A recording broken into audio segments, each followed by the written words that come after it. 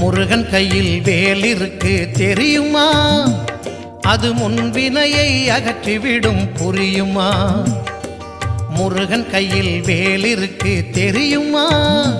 அது முன்வினையை அகற்றிவிடும் புரியுமா? வேலை வணங்கி வந்தால் கிடைக்கும் பலன் கொஞ்சமா?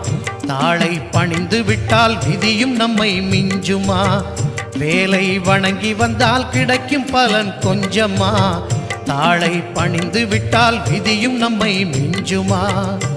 அந்த முருகன் கையில் வேல் இருக்கு தெரியுமா?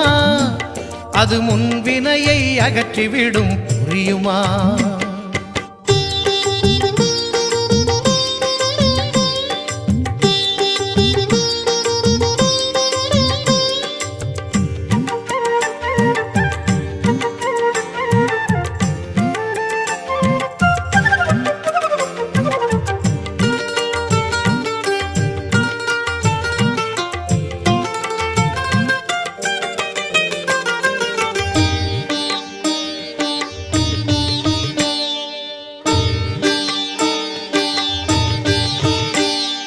தங்கத்தேரில் பழனி முருகன் பவனி வருகிறான்.